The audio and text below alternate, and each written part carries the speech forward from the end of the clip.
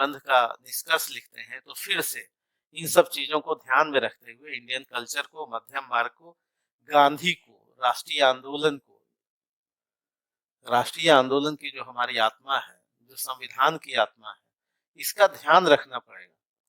यानी जब आप निष्कर्ष देंगे, मान ले भ्रष्टाचार पर निबंध आ गया, तो आप क्या निष्कर्ष देंगे कि भ्रष्टाचारी को देखते ही चौराहे पर क्या मार देना चाहिए?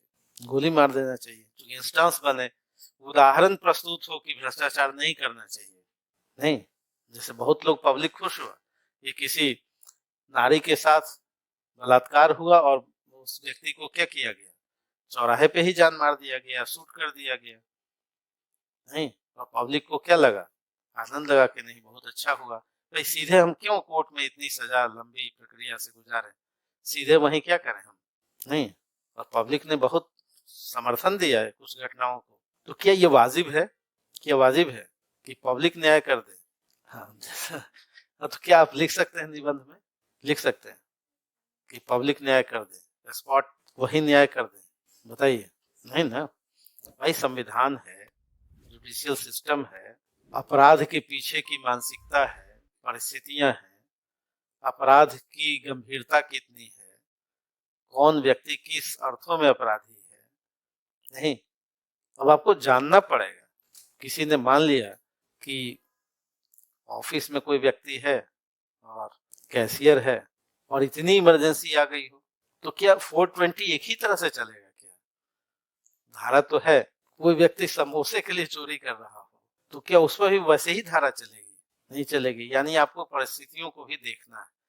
यानी जब आप निष्कर्ष लिखेंगे तो निश्चित रूप से गांधीवाद, संविधान, इंडियन कल्चर, जो हमारी पूरी परिभाषा है जुडिशियल सिस्टम की, उसके आधार पर ही निष्कर्ष देंगे। निष्कर्ष कोई क्रांतिकारी नहीं होता।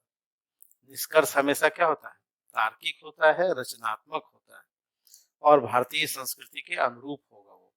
क्लियर हुआ? तो आप ये बिल्कुल नहीं निष्कर्ष दे सकते कि समाधान क्या हो, जी त्वरित हो जाए। दूसरी बात, ये भी निष्कर्ष नहीं दे सकते कि सब कोई सॉल्यूशन कौन करे, जी सरकार ही करे।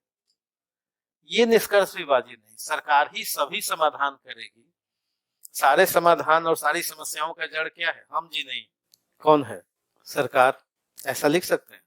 जो व्यक्ति, एक कहानी आपने पढ़ी होगी कि एक व्यक्ति ने एक मूर्ति बनाई और चौराहे पे टांग दिया और लिख दिया कि इसमें बहुत सारी कमियां हैं, है ना, इनसे बहुत सारी कमियां हैं, आप इन कमियों को चिन्हित कर दें। और सुबह देखा गया तो पूरा भरा हुआ था, तो कमियां तो थी ही, और जो भी गया कमियां ही निकाल दिया उसने। दूसरे दिन फिर से टांगा गया लिख करके कि इन कमियों को सुधार दिया जाए। जिसको जो बनता है, इन कमियों को क्या किया जाए, सुधार दिया जाए। और पता चला कि नेक्स्ट डे एक भी कलम नहीं चली सुधार में, और कमियां निकालने में सबकी कलम चली। तो इसका मतलब ये नहीं कि आप कमियों में जब सुधार के पार्ट नहीं है तो इसका मतलब आप कमियों के साथ ही। तो आप लिखें कि अंधकार को क्यों धिक्कारें, अच्छा है एक दीप जलाए।